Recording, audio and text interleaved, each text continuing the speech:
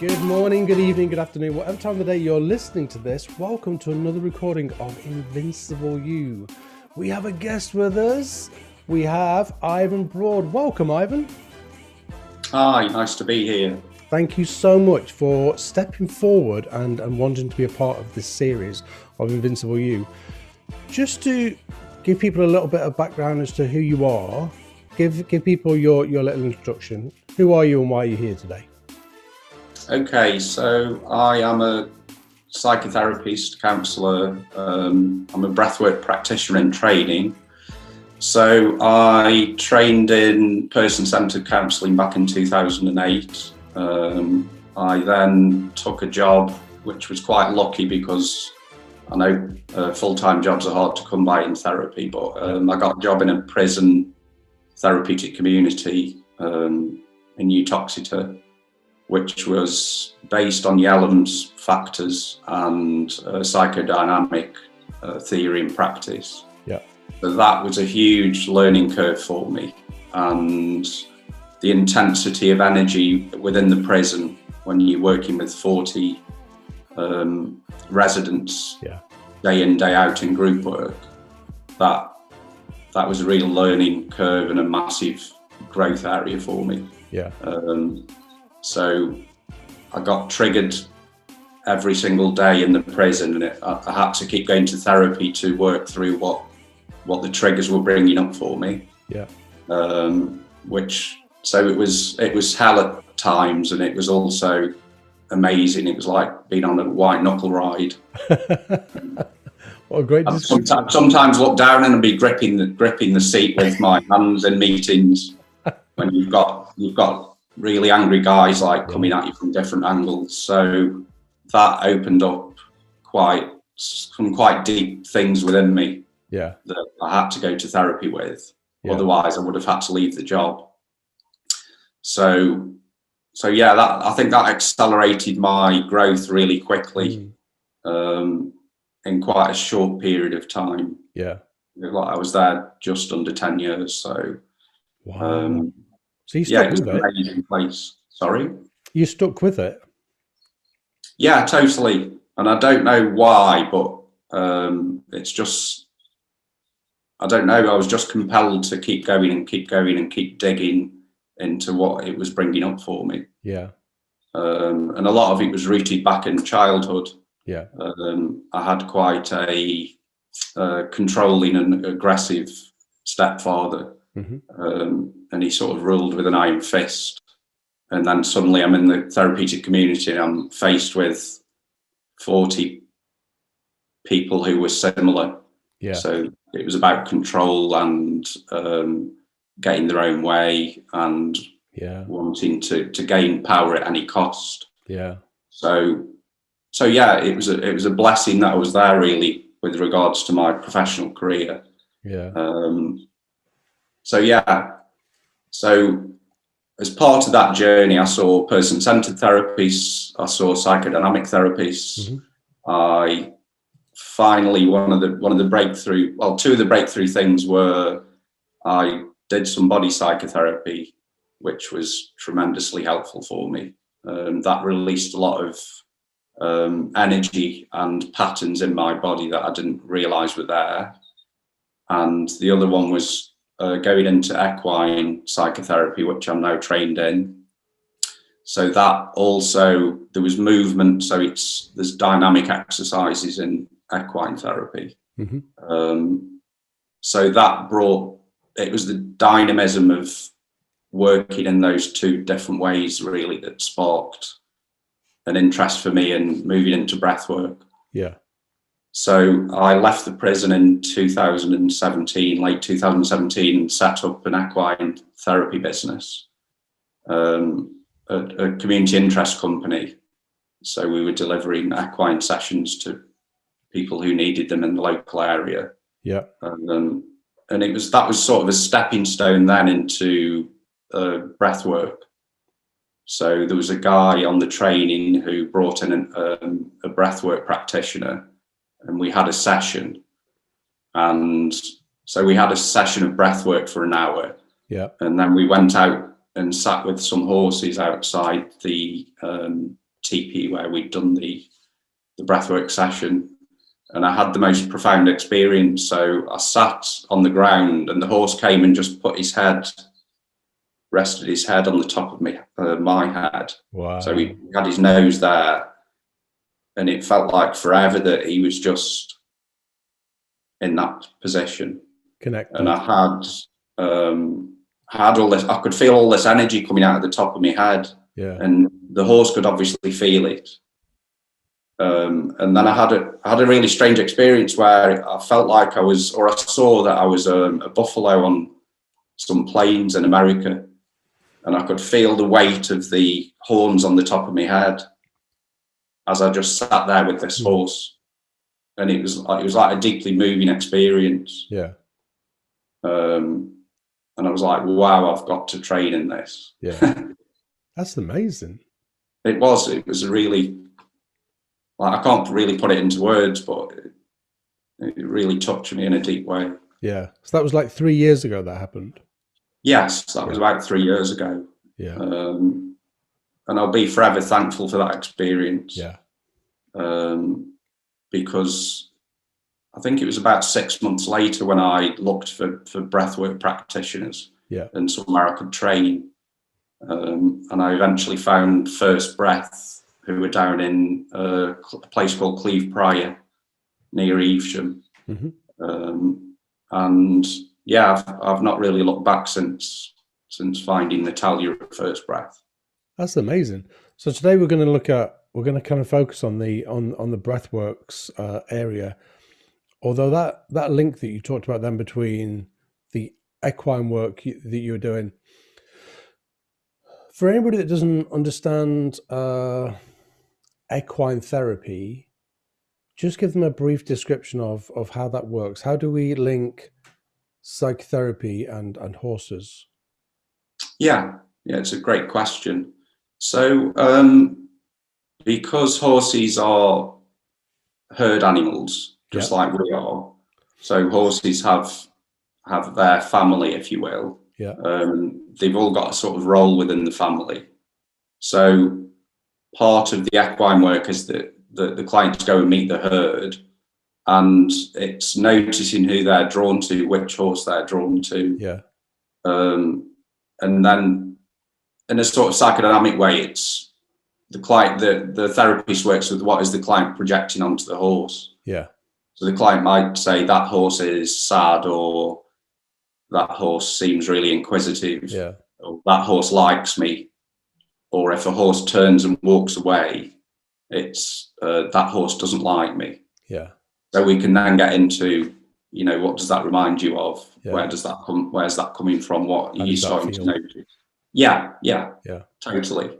And then within the sessions, we have creative sessions. We have dynamic sessions where they're moving with the horse, and we have reflective sessions as well. So it can incorporate different aspects of us as human beings, and how we interact with the world. But it's very much about how this person is interacting with the horse. Reflection of how they interact with the world and the relationships they have around them. So it can be a really good way in. And people tend to drop the barriers when they're with the horses. It almost feels like the horse kind of becomes a mirror for the client. That's totally. I mean, I know so little about this area because it's not my area of practice, but again, that's just really fascinating. And as you're talking, I've got my clients popping into my head and going, oh wow, you would, because I have clients that just love horses, spend a lot of time with horses, that are so deeply connected to horses. And then all of a sudden I'm going, oh my God, you'd be brilliant in that. That would be so powerful for you. And sometimes when I listen to my clients, particularly ones that are really connected to horses, I have used the relationship they have with their horse as kind of like a mechanism or a reflective tool to kind of begin to understand who they are. Because sometimes that can be the strongest relationship they have in their world, or the safest relationship they have in their world, is the relationship they have with their animal. Yeah, definitely the safest, I would say. Yeah. So that's fascinating. I feel like we could do a whole podcast on equine therapy. Maybe moving forward we can do. So Definitely. it was definitely the horses that kind of the link between the energies and the breathwork session that you had there that led you into breathworks now. So just to give again an understanding for, and I know there was a podcast a few weeks ago about breathworks, but for those that didn't listen to that one, how would you describe breathworks, the breathworks movement? What is it? So breath work is, and it's sometimes called conscious connected breathing. Yeah. And there's also rebirthing, which is another aspect to it. So breathing is one of the only things, or maybe the only thing, that we can do unconsciously and consciously. Yep. So when we consciously breathe, it sort of opens up an altered state for us. So the longer that we bring in the energy, and it opens up all the pathways in the body. Yeah. And once all the pathways start to open, it can take you into an altered state, which is there's a phrase that gets talked about, which is get high on your own supply. Yeah. So it can take you into a place that maybe LSD or people who've used drugs might know is familiar to them. But we know that altered states can really shift sort of depression and anxiety. Just taking you into a different space gives you perspective. So it can be a really powerful therapeutic tool, which is how I've sort of used it and how I've come into it through that. So I'm not looking for an experience necessarily, but how can I use this practice therapeutically to help people to move forward? So yeah. Just to add to that, so this is my very limited experience, and I'm going to say this because it might help people connect a little bit further. So sometimes when people land in therapeutic session with me, sometimes when they arrive, there can be an energy around them, like a higher energy, and sometimes it can take them 20 minutes of me being very, very still and very calm and very peaceful for them. All of a sudden, their energy then drops. And sometimes I look at that and go, oh, we haven't wasted 20 minutes, but that's taken us 20 minutes to get to that point, and it's only a 50-minute session. So sometimes what I do with people is, if they arrive and I feel that they have a particularly high energy, then what I might say to them is, can we just spend the first 3 or 4 minutes doing some really, really deep breathing? So we breathe with purpose, which kind of reflects what you're saying there, and then we just pour the energy down. And if I feel it going back up, then we go in again and we pour the energy back down again. Because if the energy is down, again, to reflect what you're saying, we can then get into some of the deeper stuff, can't we? Because sometimes the energy protects us from some of the deeper movements that we're looking for in therapy. Yeah, totally.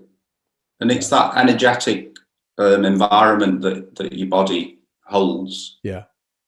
Which is where the breathwork really gets into that. Yeah. So that energy that you experience with clients, that may be energy that they're ready to release. Yeah. So going into a breathwork, lying down breathwork session may allow that energy that's already around their body to lift out and for them to let go of it. Yeah. Because the body's always looking to rebalance itself. Yeah. So breathing consciously helps the natural body's way of rebalancing. It helps that to happen. Yeah. In a structured and a quicker way, really. I guess if we were to reflect that onto other practices, then we might say, in the same way that going for a walk helps the body rebalance, going to the gym helps the body rebalance. There's different things that we can do that, bring a sense of peace or contentment or calm to the body, and breathworks is one of those things, isn't it? But yeah, I'm not saying that going for a walk would do the same, because they're slightly different, but the outcome could be very similar. If I go, I don't know, if my energy is particularly high after a long week, and I go and walk for 2 hours, I come back in a completely altered state. Completely, it's like everything has dropped and everything is much, much calmer, and it's just different. So so a little every day like that can really help the body and the mind. There was somebody gave me another description So again, just to add into all of that to help people understand, it's a little bit like having a glass container that is full of mud. And if we keep stirring it, so let's say the stirring is the energy, then we can't see. But if we just let it go and then let it drop, all of a sudden the mud drops to the bottom and we end up with a layer of mud, but then we can see what's in the glass. And it's a little bit like that, isn't it? The energy is like the stirring, and what we're trying to do is stop the stirring. Yeah, no, I think that's a really great analogy, particularly for shadow work, that the training contains a lot of digging into your shadow. Yeah. So I was quite fascinated by Jung when I first started training to be a therapist, and a lot of his sort of theory really rings true for me. Yeah. A lot of what breathwork can take you into is, like for me, it was a lot of rage that I didn't even realize I was carrying. Yeah. So in a 3-hour breathwork session, you talk for the first hour to an hour and a half, and then you have an hour to an hour and a half breathing. Yeah. So the first part of the session allows you to get into the content. So what's happening right now? Yeah. How does it relate to your past? Yeah. And then through the breathwork session, all of that, it's similar to EMDR, where you start to trigger the neural pathways. Yeah. The breathwork sessions happen like that. So you're in the neural pathways, everything's triggering, and then you go into the breathe with that already triggered. So I've had sessions where I've let go of lots and lots and lots of rage, and it's in a safe way. So then it's not damaging my body by the rage still being in there in the cells of my body, and it's not damaging anybody externally. Like in my past, I was a renowned person who was fighting all the time, and I played rugby, and that allowed an outlet for this rage that I was carrying. So through the breathwork practice, I can't tell you how much rage and anger I've let go of. Yeah. And then my body now is like, it's so relaxed. Yeah, totally. And it's I've been on a 3-day high after some sessions. Yeah. Where I'm like, and my sleep has vastly improved. Like I noticed when I wake up in the morning, like my body's in a relaxed state, my jaw's in a relaxed state. Yeah. Whereas before, I can remember when I was younger, like I'd always be doing this with my toes, and I'd wake up with. So that's the anxiety and stress that showed up in my body, and now all of that has fallen away. Yeah. So it's deep work. Yeah. When you said that about the rubbing of toes, somebody quite close sprung into my mind who never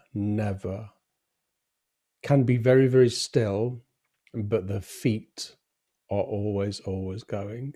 So I'm going to leave that one right there and have a chat with somebody after I've done this, because it's really quite profound. It's really interesting with that movement.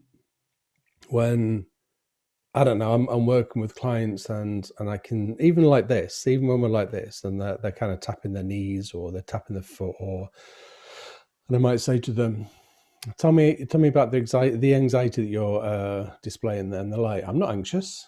I'm like, but and I go, your foot's tapping. They go, yeah, but I always do that. That's just what I could do. And I'm like, no. It's, yes, it might be always something you've done, but it displays that there's an energy there that is almost desperate to release itself. So I love that phrase, get high on your own supply. I absolutely love that. It's amazing. I can see people jumping into breathworks as we speak, going, I want to get high, particularly on my own supply. Again, just for context, a little bit about the history of breathworks. What do you know? When I was training back in 2006, I saw some videos online from a guy called Stanislav Grof. So he and his wife, they were into psychedelics as a way of helping people therapeutically. Yeah. And I'm pretty sure it all got shut down, so they stopped them. Why. Yeah, it was really frowned upon. So he came up with a thing called holotropic breath work. Okay. So that's his own breathing technique, and it takes people again into altered states. So you have someone breathing, and you have one or two people sitting with them while they're breathing. Yeah. And I haven't actually experienced holotropic, but I know that it can be a really deep process. And he talks about sort of cosmic awareness and oneness and being connected to the universe in different ways. So that's one sort of strand of breath work. And then the breath work that I'm training in has its roots in something called rebirthing. Yeah. And it was a guy called Leonard Orr who brought rebirthing into existence. So he was sat in his bath in warm water, and he noticed that when he was breathing a certain way, that he started to have all these memories come to him. Yeah. And he thought, oh, that's interesting. So he started to experiment with it. And yeah, he formed a whole sort of movement on his own, with a lady called Sandra Ray as well. Right. And Leonard sadly died, I don't know if it was last year or the year before, but I know that Sandra Ray is somebody that people might sort of want to read about or look up. Yeah. And she's still delivering training to people and different awareness. So yeah, so breathing in hot water can bring up a lot of birth memories, because it recreates the sort of womb environment when you're breathing in hot water. Yeah. And I've experienced that on the training, and it's like hugely powerful. So I've re-experienced parts of my birth. Yeah. And sort of breathe through it. So the thing is with the breathing, when the memories come back, you're consciously breathing like deeply into your diaphragm. And so if you've been through trauma, the first thing you do is hold your breath. Yeah. And that's what keeps the trauma stuck. So when you re-experience the memories, you're breathing through them, and it allows the release of whatever needs to be released from that experience. Does that make sense? Yeah. Yeah, because in my head then I was thinking, because if we stop breathing, then we block it. Is that correct? Yeah. Yeah. And then it stays stuck in the tissue. Yeah. It can stay stuck in the tissue, the muscles, the cells of the body. So the breathing opens up the tissues, the muscle, the cellular experience. Yeah. And then you breathe through it, and it sort of breathes the trauma or the energy out of the system. Yeah. I think sometimes with stuff like that, I can almost hear people listening to this and going, okay, I've had enough. It's gone too deep.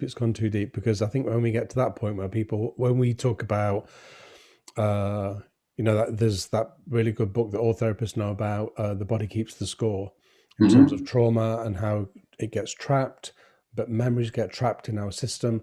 I always get I don't know about you, but I always get really concerned or worried when I see people that have like trapped anger, or angry or frustrated, or there's a lot of it, and I look at them sometimes, particularly if they're my clients. I'm like, oh, come on, we have to release some of that. We have to get that out of your system, because I do not want it in there, because we know that they're like little blockages, and that we know eventually that can only mean bad news in terms of our health. But I think me and you would get that, but I think the general public would kind of go, no, it doesn't. No, it can't possibly. And I'm like, it does. You have to believe as it gets trapped, and we have to try and release that. But during the release, there can be kind of deep, dark dives, which can be very vulnerability provoking. So, and that's where people they kind of get stuck a little bit, don't they? Yeah, definitely. And I've sort of introduced it to clients that I've been working with long term. Yeah. So when I've introduced it, they've sort of said, yeah, whatever you say, like, I trust you. Yeah. I trust that if you say it's going to help me, then I'll give it a go. Mm. So not necessarily people coming in after a couple of sessions. Yeah. It's that sort of incremental building of trust that is so Yes. important in the work that we do. But yeah, I've had really, really good results with people that I've been working with long term. Yeah. So they've said, like, things that used to be a thing for me they're just not a thing for me anymore, because the energy that drives, like, the thoughts or the behaviors, just they breathed it out of the body, so it's not existing in the cells of the body anymore. Yeah. It's gone. Which is something that I explained to them. I said, like, my experience is things that used to be a thing aren't a thing. And then they're like, yeah, I know what you mean now. Yeah. Because they've experienced it for themselves. Yeah. But and you know, some of those can be tiny, can't they? But if we look at the compound effect, and if we cleared 10 tiny things in our 10 tiny behaviors, or 10 little, let's call them triggers or wounds, however you want to refer to them, if you clear 10 of those, and all of a sudden your life has shifted quite a lot, hasn't it, into this more peaceful and contented place. Yeah, definitely. And just as an example for me, so I think it was set up in the prison, but I noticed when I came out of the prison, it took me a long time to come back into my body. Yeah.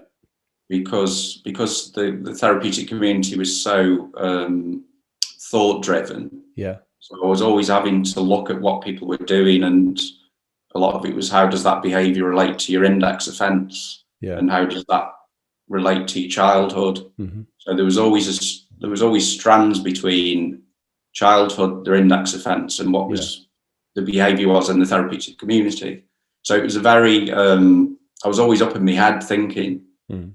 So when I came out of the prison, it took me probably 18 months to feel grounded again in me. And then I noticed that in every month I might have 3 days where I really felt shut down and didn't want to talk to anybody. Okay. And my partner really noticed it. But since I've been doing the breath work, that got less and less, and now it just doesn't exist for me anymore. Wow. Like, I might have one day every 3 or 4 months now where I feel like, and it's maybe half a day now. Yeah.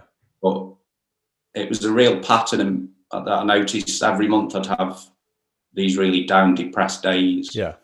And I've just breathed that out of my system through the breath work. It's incredible. It's amazing. It's really amazing. Absolutely incredible. Where do you see the breathworks movement going? 2 parts to this question. Where do you see it going, and where would you like to see it go? Okay, so if one of my driving motivations is to bring it to more therapeutic practitioners. Yeah. So to help, one, for them to maybe experience it for a CPD experience, so that they can see where breathwork can take us as practitioners, and therefore how they can, so releasing things out of their body so that they can be holding their clients at a deeper level. Yeah. So that, I think, is a really major driving force for me. I want to bring it to people that I'm working with, as other therapists. So in my supervisory capacity, sort of educating people in that way. And then I think for people coming into therapy, needing therapy, I think that is, breathwork is just going to allow them to go so much deeper and release the patterns that I've experienced being released out of my body. Yeah. So it's not just, like, talking can only go so far. Mm-hmm. And obviously talking is a way in for people. Yeah. So I'm not trying to discredit talking therapies, because there's incremental steps, I believe, down to going into breath work. Yeah. And people being vulnerable. And building the trust. And obviously we need the talking therapy to build trust. But my hope is that in the future, more and more therapists will have in their toolbox lying down breathing sessions to lead their clients into. So, right, we've talked about this, we've gone into certain aspects of this, now let's take you to a deeper level where you can start to release the imprints of those patterns that are playing out in your life. Does that make sense? It makes perfect sense. It makes perfect sense. What do you think? So there was two levels to that one there. It was to work with other therapists to I guess impart your knowledge and teach them how powerful breathworks are, but also to work with more and more clients and I guess get the movement out there. What do you see as the resistance? Because I don't deliver breathworks, but I will do deep breathing with people, and I have a couple of techniques. The in one nostril, out the other nostril, and just general deep breathing. And sometimes there can be real resistance just to that. And I try to impart on people, I want you deep breathing every day. I want you to wake up. Here's one of my gold standards. Please wake up in the morning, put your feet on the floor and do some deep breathing. Just do some really, really deep breathing. Go in the shower, do some deep breathing. Go downstairs, wait for the kettle to boil, do some deep breathing. And let's start our day off in that much calmer state. And then my other gold standard is 2 or 3 minutes every hour of every day. And then when they come back the next week and, well, how's the deep breathing going? They go, oh, yeah, well, I did it like, I don't know, maybe 2 or 3 times. I did it 2 or 3 times, and they get really excited because they've done it 2 or 3 times. And I'm like, okay, so what's the block? And then we have to start to really unpick the block. For you, what resistance do you see? I think part of the resistance is the fact that the blocks are already in the client's body. Yes. Yeah. So it's like this is who I am. And it's trying to educate the client, say it's not who you are, it's who you've conditioned to be. Yeah. So education is really good. So explaining that, the bit about when we suffer trauma or adverse experiences, we will hold our breath. Yeah.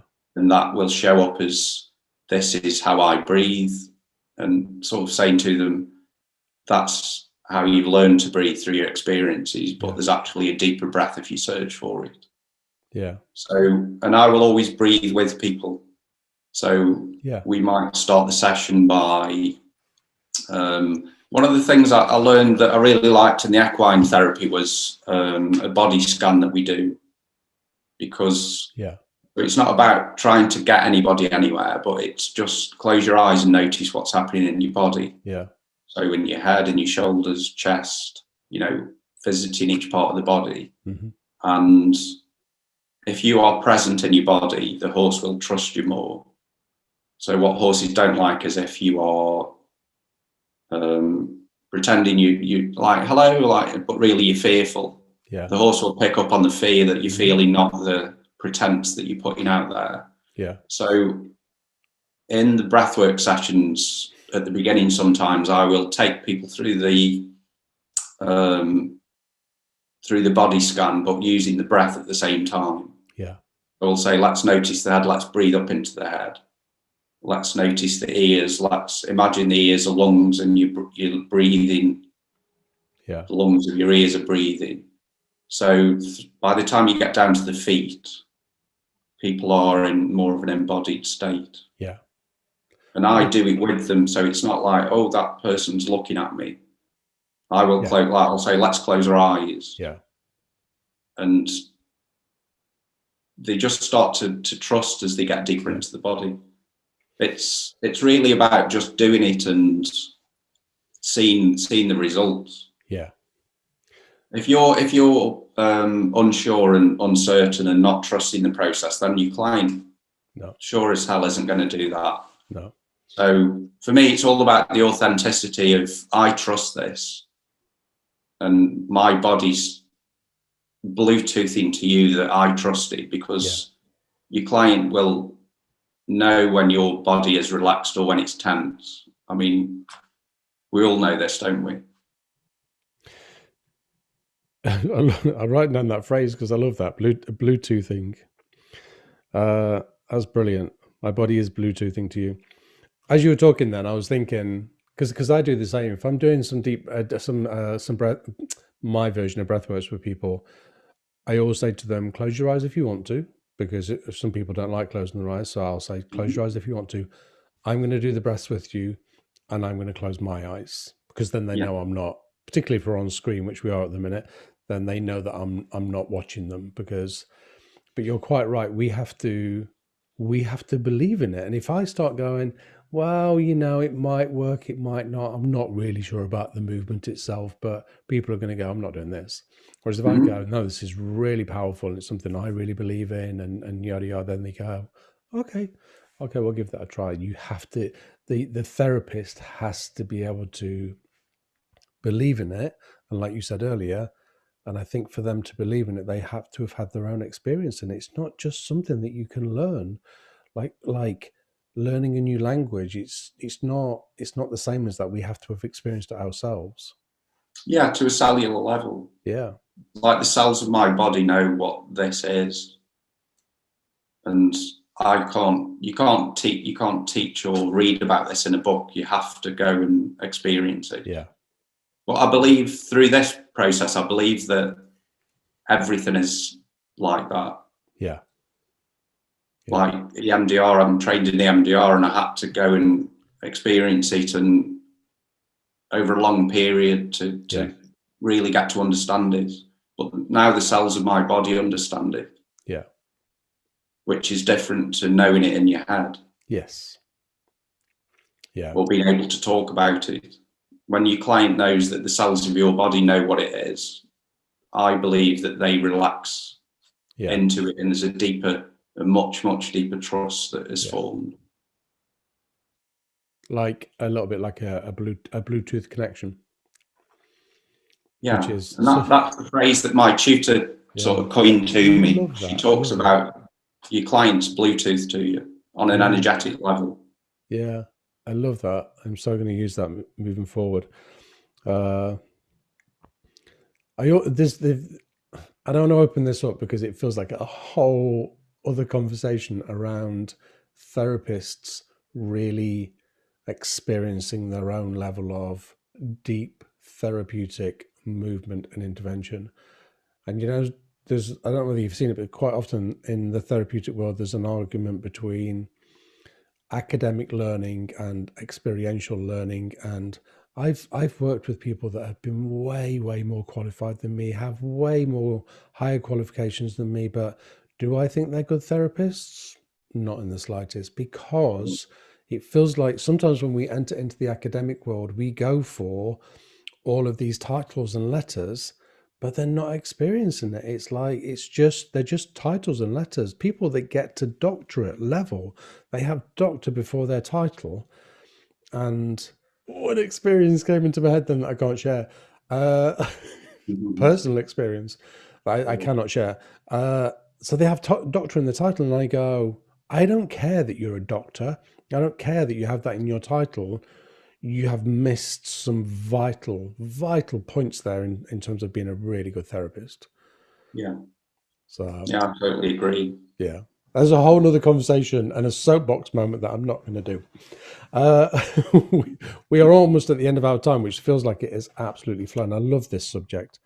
And although the podcast that came out 3 or 4 weeks ago was about breathworks, this feels completely different. It's the same area. I love the equine kind of link, but it feels completely different to the conversation I had with Craig a few weeks ago.